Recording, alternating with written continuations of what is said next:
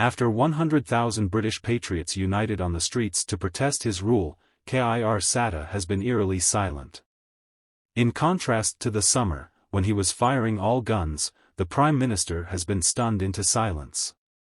In today's video, we will go over the entire story and all of the most recent news from across the nation, but first, please hit the like button, subscribe to the channel, and join our rapidly expanding community. As we all know, 100,000 British patriots gathered on Downing Street on Saturday to demonstrate against the despotic Labour government led by Keir Starmer, who has been at war with British nationals since he came to power and has labelled those who love and care for their country as far-right. Hooligans. The Prime Minister would have been quick to speak out if there had been trouble, but he has been stunned into silence after Keir's attempts to stifle free speech and imprison those who simply oppose his regime peacefully. It will be interesting to see what he would have said if he had been asked the question in PMQs on Wednesday, when British patriots made their voices heard and said this about Keir Starmer. What are your opinions on Starmer? Do you believe he will discuss the protest on Wednesday?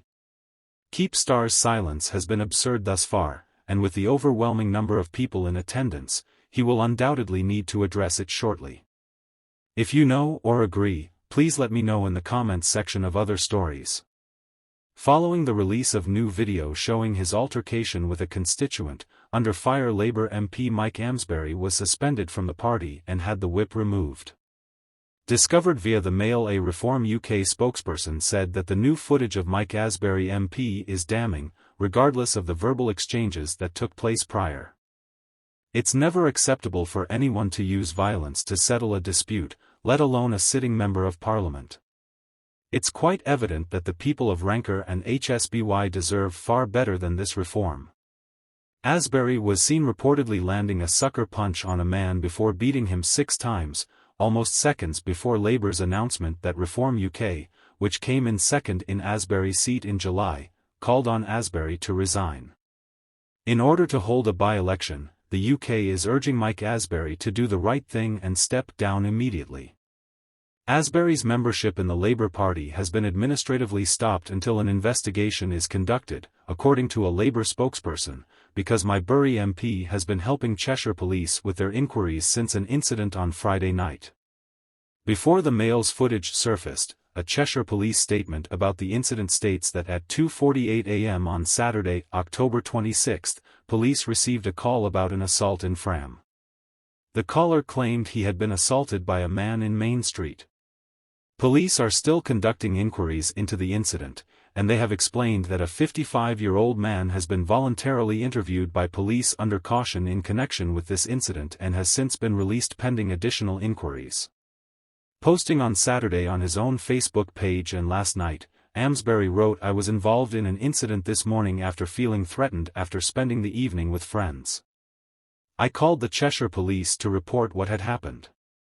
I will not be making any more public statements, but I will, of course, assist them with any inquiries they may have."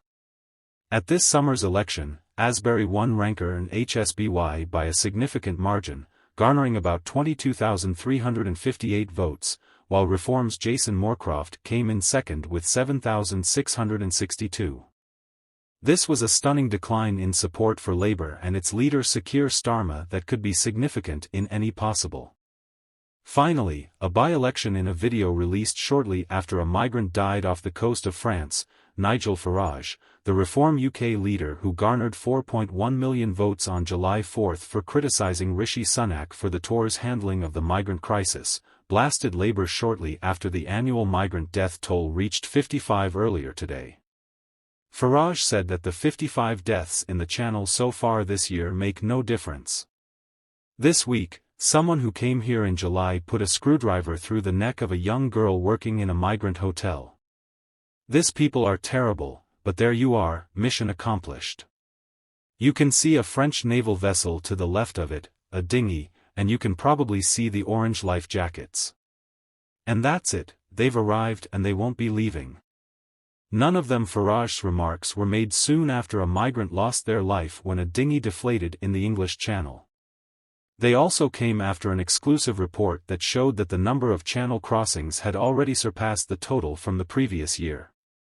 The grim milestone figure was reached on Friday afternoon when a border force vessel carrying 55 migrants arrived at DOA harbor, bringing the total number of Channel migrants who have crossed illegally this year to 2945, which is only slightly more than the 29,437 small boat migrants who made the journey illegally in 2008 to 2023. According to maritime sources that spoke to the media, the final number for the year is probably going to significantly exceed 35,000, but depending on the weather, it might even drop as high as 40,000, sir. Prior to the general election in 2024, Keir Starmer pledged to dismantle the gangs and put a stop to the small boat situation, even though the Prime Minister promptly cancelled the Rishi Sunak Rwanda plan after taking office on July 4. We all want to stop dangerous small boat crossings that endanger lives and compromise our border security.